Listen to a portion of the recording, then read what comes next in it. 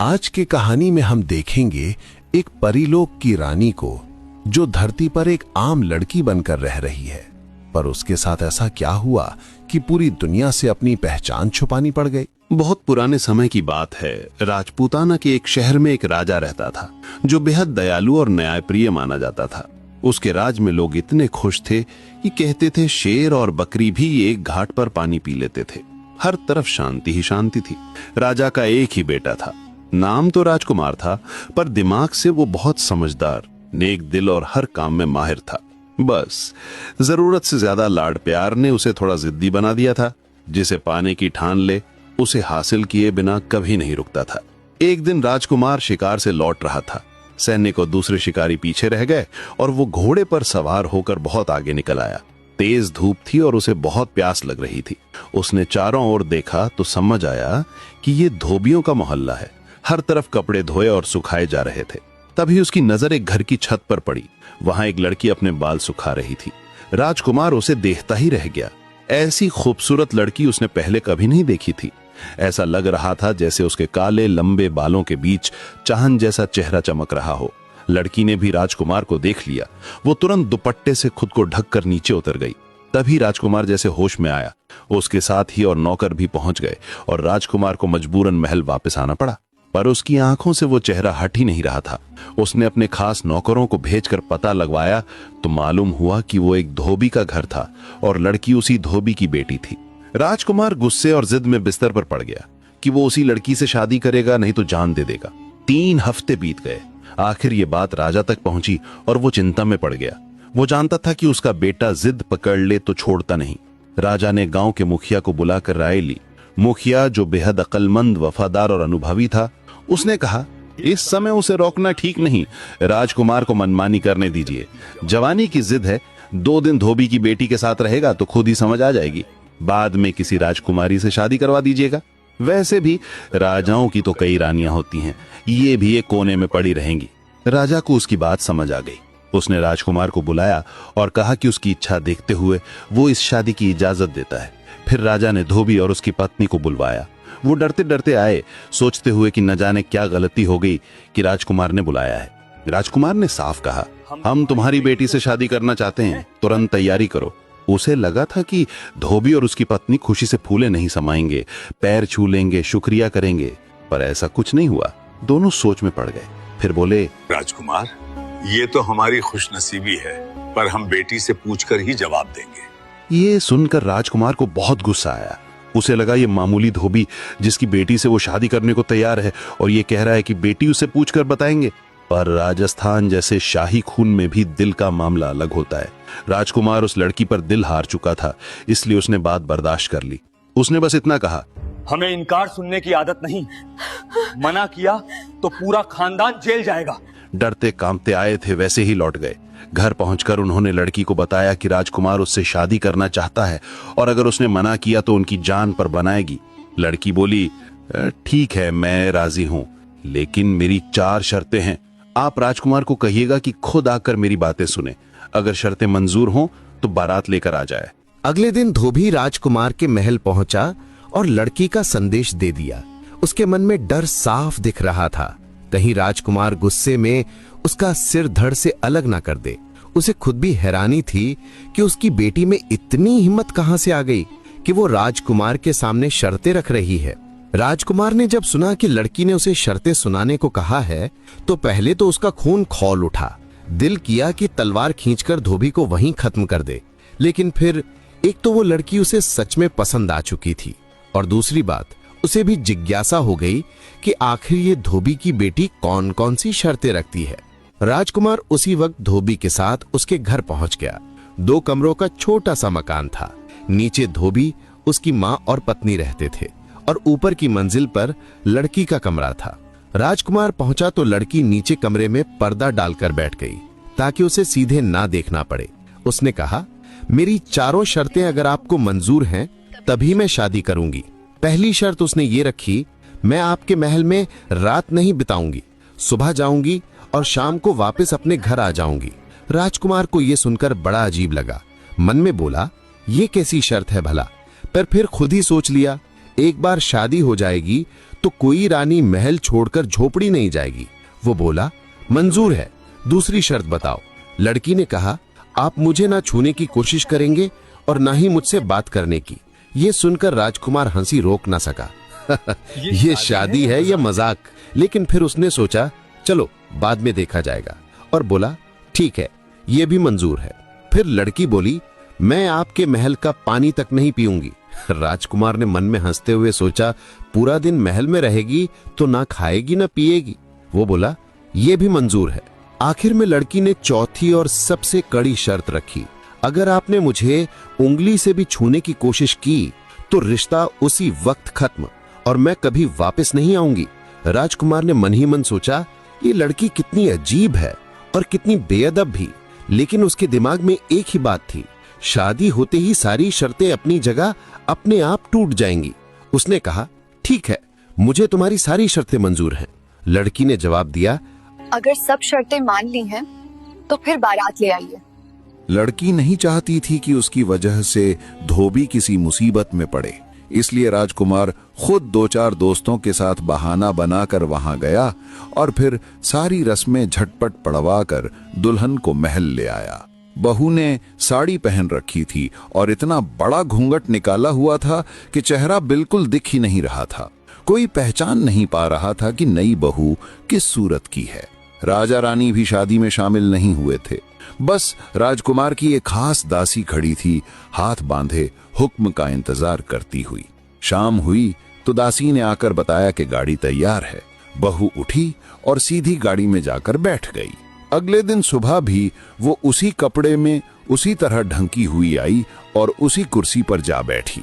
दिन भर ना कुछ खाया, न पिया, न किसी से मिली, बस पत्थर की मूर्ति की तरह चुपचाप बैठी रही और शाम को लौट गई।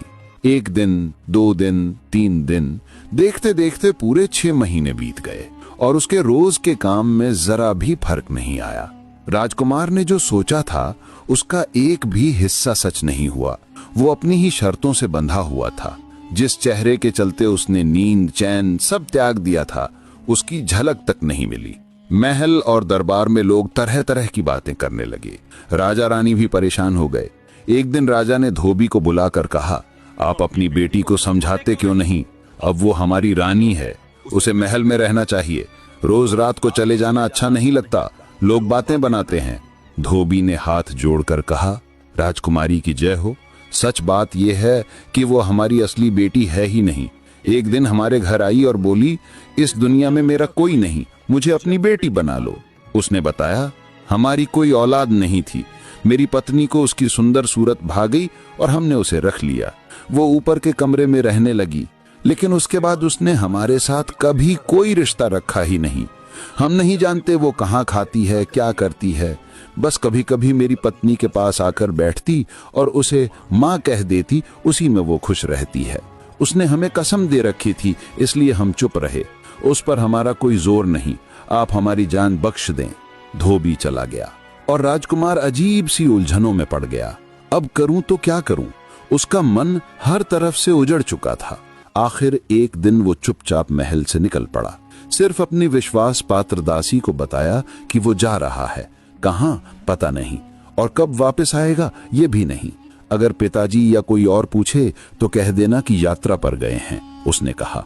दासी उसका हाल देखकर खुद भी दुखी थी, पर मन में सोचने लगी, चलो कुछ दिनों के लिए ये झंझट तो खत्म होगा। राजकुमार का मन दुनिया से एकदम उठ चुका था। वो मालय पर्वत की तरफ निकल गया। महीनों पहाड़ों में भटकता रहा। एक रात बर्फ से ढकी पहाड़ी पर रहने के लिए गुफा तलाश कर रहा था कि एक गुफा में हल्की सी रोशनी दिखी। डरते डरते अंदर गया तो देखा एक बहुत बूढ़ा आदमी पूजा में बैठा है।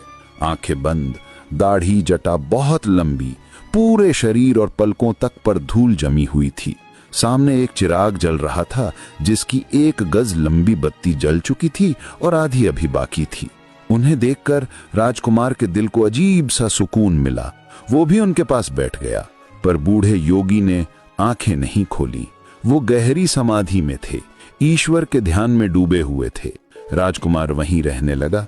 हर सुबह झरने से पानी लाता, योगी महाराज के हाथ पांव धोता, उनके बाल संवारता, गुफा साफ करता। नीचे घाटी से जंगली फल फूल तोड़कर लाता और उसी से अपना पेट भरता। 1 महीने बाद योगी महाराज ने पहली बार आंखें खोली। सामने राजकुमार को हाथ जोड़कर बैठे देखा। राजकुमार ने उन्हें पानी पिलाया, फल फूल खिलाए, उनके हाथ पांव दबाए। तब योगी बोले, बच्चा, तू राजकुमार है, इस योगी की कुटिया में तेरा क्या काम? राजकुमार ये सुनकर बोला, महाराज, अगर आप जानते हैं कि मैं राजा का बेटा हूं, तो ये भी जानते होंगे कि मैं क्यों भटकता फिर रहा हूं। माता पिता जरूर परेशान होंगे, लेकिन मेरा लौटने का मन ही नहीं कर रहा। योगी मुस्कुराए और बोले, बच्चा, योगियों से कुछ छुपा नहीं। तूने बड़ी गलती की, उस लड़की से शादी कर ली, लेकिन तूने इतने दिन हमारी सेवा की है, इसलिए तुझे खाली हाथ नहीं भेजेंगे। ये राट ले, इससे तू सबको देख सकेगा, पर तुझे कोई नहीं देख पाएगा। घर लौटकर जब वो लड़की शाम को जाने लगे, तब ये राख माथे पर लगा के उसके साथ चले जाना। तुझे खुद पता चल जाएगा कि वो कौन है और उसकी क्या मजबूरी है। हमारी दुआएं तेरे साथ हैं, तेरी मुराद जरूर पूरी होगी। उन्होंने अपने चिराग की जली हुई बत्ती की राख दी। राजकुमार ने उसे कपड़े में संभाल कर बांधा और योगी को प्रणाम करके चल दिया। कई दिनों की यात्रा के बाद जब वो महल लौटा तो हालत बुरी थी। कपड़े फटे हुए, पैरों में छाले, बदन दुबला और चेहरे पर थकान। कमरे में धोबी की लड़की उसी तरह, वही कपड़े, वही घूंघट, कुर्सी पर चुपचाप बैठी थी। दासी राजकुमार को देखकर खुश हो गई। राजकुमार, कहाँ चले गए थे? ये क्या हाल बना लिया है? राजा रानी रोज आपके बारे में पूछते रहते थे, मैं बस यही कहती रही कि यात्रा पर गए हैं। उस दिन राजकुमार बहुत खुश था। उसने स्नान किया, बाल कटवाए और पेट भरकर खाना खाया। फिर दासी से पूछा, क्या ये मेरे पीछे भी रोज इसी तरह आती थी? दासी बोली, जी हाँ, इसके नियम में बिल्कुल फर्क नहीं आया। राजकुमार बोला, मैं बहुत थका हूं, अब सोऊंगा, लेकिन शाम को जब वो जाएगी मुझे जगा देना। शाम को जैसे ही धोबी की लड़की जाने को उठी, दासी ने राजकुमार को जगा दिया। राजकुमार ने तुरंत साधु महाराज की दी हुई राख माथे पर लगाई और चुपचाप उसके साथ चल दिया। अगली सुबह वापस लौटा तो दासी से कहा, आज मैं इसी कमरे में सोऊंगा और जब वो लड़की आकर बैठ जाए तो मैं मुझे जगाना है। दिन चढ़ गया है, क्यों नहीं उठते ये पूछना, और मैं जो ना बताना चाहूं उसे भी जिद करके पूछना। दासी समझदार थी, सब समझ गई। जब धोबी की लड़की आकर अपनी कुर्सी पर बैठ गई, दासी राजकुमार को जगाने आई। राजकुमार ने पहले तो उठने का नाटक ही नहीं किया। जब उसने ज्यादा जोर दिया तो चिढ़कर बोला, क्या मुसीबत है, क्यों जगा दिया? बहुत अच्छा ख्वाब देख रहा था, तुमने मेरा सपना तोड़ दिया। दासी ने विनम्र होकर कहा, राजकुमार बताइए ना, क्या देखा? पहले वो टालता रहा, फिर बोला, अच्छा तू इतना पूछ रही है तो सुन। मैंने सपने में देखा कि कल रात जब ये धोबी की लड़की उठकर गई तो मैं भी इसके साथ चला गया। ये गाड़ी में बैठी तो मैं भी बैठ गया। सच नहीं, सपने में ही गया था। दासी ने पूछा, फिर क्या हुआ? फिर क्या? गाड़ी हिल रही थी और ये गाड़ीवान को डांट रही थी, आज कैसे चला रहे हो? गाड़ीवान बोला, राजकुमारी मैं तो रोज ऐसे ही चलाता हूँ। फिर जैसे ही धोबी का घर आया, ये नीचे नहीं रुकी, सीधे ऊपर चली गई। मैं भी पीछे पीछे गया और जो कमरा मैंने देखा वो धोबी का कमरा लग ही नहीं रहा था। सोने चांदी का कालीन बिछा था, सोने की कुर्सियां रखी थी, राजा के महल से भी ज्यादा खूबसूरत कमरा था वो। मैं भी ये कुर्सी पर बैठ गया। दासी उत्सुक होकर बोली, फिर आप दोनों बैठकर कैसी बातें करते हैं? राजकुमार बोला, अरे सच थोड़ी, ये सब तो सपने में था। दासी फिर भी जिद पकड़कर पूछने लगी, अच्छा बताइए फिर आपके सपने में क्या हुआ?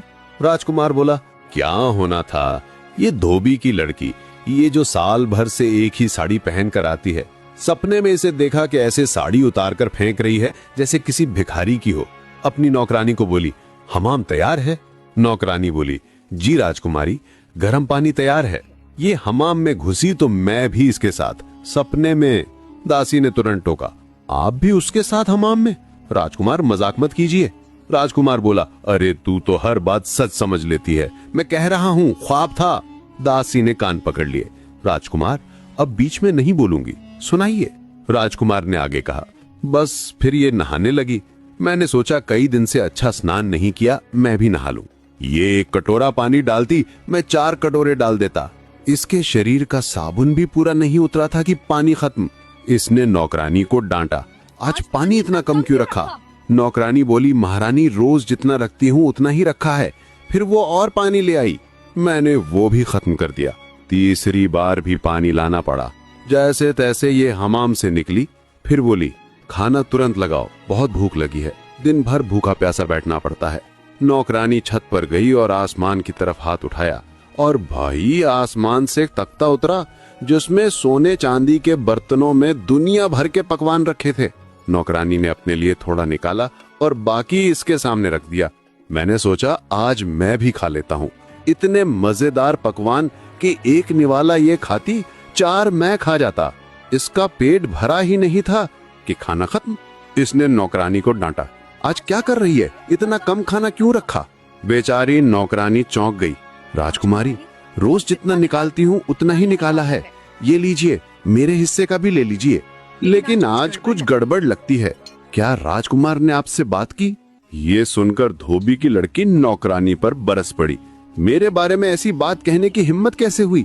वो मुझे छू भी नहीं सकता। राजकुमार ने दासी से कहा, सुनती है, मेरे बारे में ऐसा कहा इसने।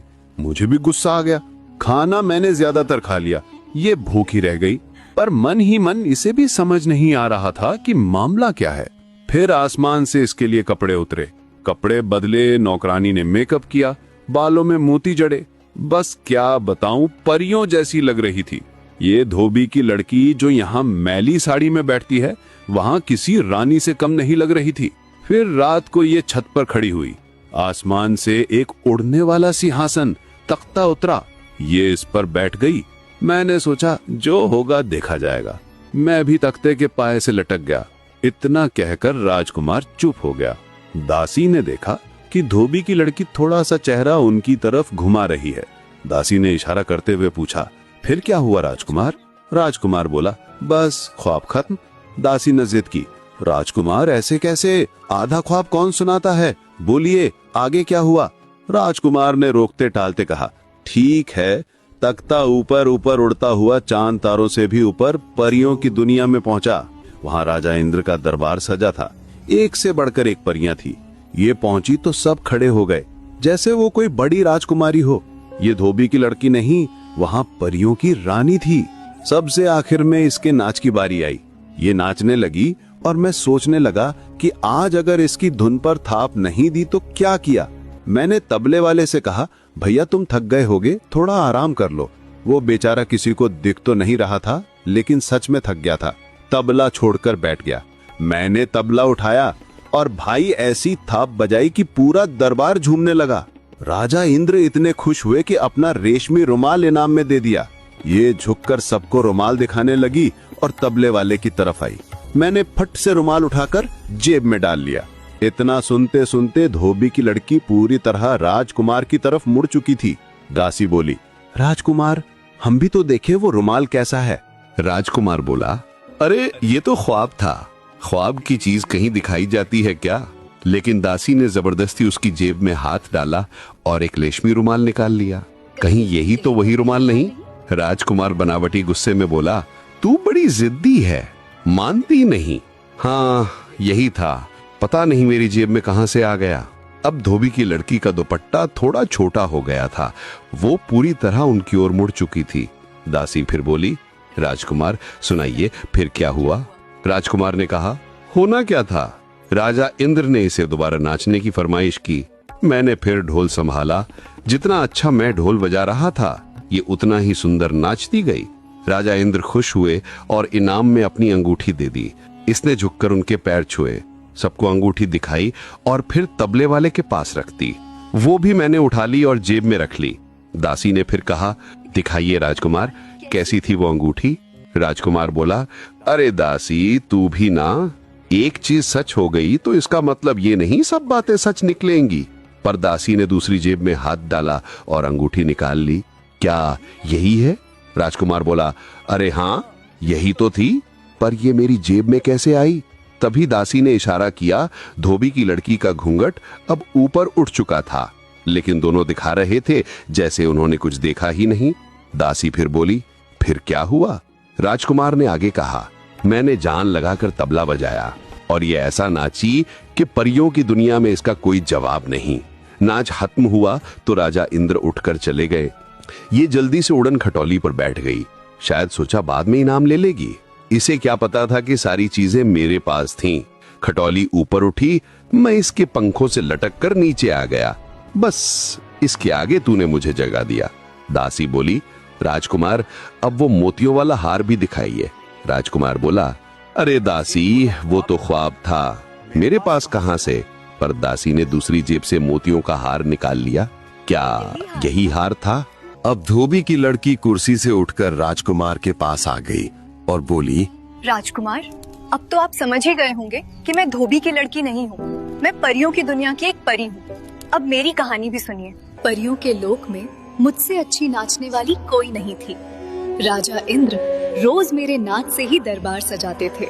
एक रात मेरी तबीयत बहुत खराब थी, सारा शरीर दर्द से भरा हुआ था।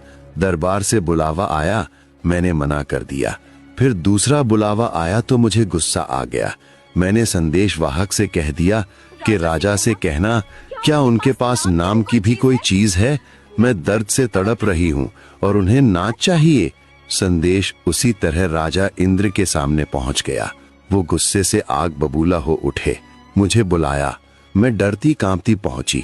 उन्होंने कहा, तुझे अपने नाच पर नखरा आ गया है? जा, मैं तुझे बद्दुआ देता हूँ। तुझे पूरे 1 साल धरती पर इंसानों की लड़की बनकर रहना होगा। अपनी पहचान छुपानी पड़ेगी। अगर किसी मर्द ने तुझे छू लिया या किसी को पता चल गया कि तू परी है तो तू कभी परियों के लोक में वापस नहीं जा सकेगी। मैं बहुत रोई, गिड़गिड़ाई, माफी मांगी। राजा इंद्र बोले, बद्दुआ तो वापस नहीं ले सकता। हाँ, ये जरूर करूंगा कि रोज रात को तुझे तख्त भेजकर दरबार बुला लिया करूंगा, लेकिन साल धरती पर ही काटना पड़ेगा। उन्होंने मेरे पंख नोचकर मुझे धरती पर फेंक दिया। मेरी दासी को भी मेरे साथ आना पड़ा। मैंने धोबी का घर चुना ताकि कोई शक न करे। धोबी की लड़की बनकर रहने लगी, लेकिन नियति में आपकी सेवा लिखी थी। कल मेरा 1 साल पूरा होने वाला था। मेरे पंख वापस मिल जाते और मैं परियों की दुनिया में लौट जाती। आपको कभी पता नहीं चलता। आप यही सोचते कि मैं बेवफा थी और भाग गई। लड़की रोते हुए बोली, लेकिन अब सब खत्म हो गया। अब आप ही मेरे मालिक हैं और मैं आपकी दासी। राजकुमार ने हैरान परेशान उसकी पूरी कहानी सुनी। फिर उसे अपने साथ लेकर राजा और रानी के पास गया और सब बताया। राजा को जब पता चला कि उनकी बहू कोई साधारण धोबी की लड़की नहीं बल्कि इंद्रलोक की अप्सरा है, तो उनकी खुशी का ठिकाना नहीं रहा। उन्होंने पूरे राज्य में जश्न मनवाया, शाही रीत से बेटे की शादी दोबारा की और महल खुशियों से भर गया। इस कहानी से हमें ये सीख मिलती है कि किसी की सच्चाई को जाने बिना उसके बारे में फैसला नहीं करना चाहिए। हर इंसान की अपनी एक छुपी हुई कहानी होती है, जिसे समझने में ही असली इंसानियत है। अगर कहानी पसंद आई हो तो लाइक, सब्सक्राइब और शेयर जरूर करें।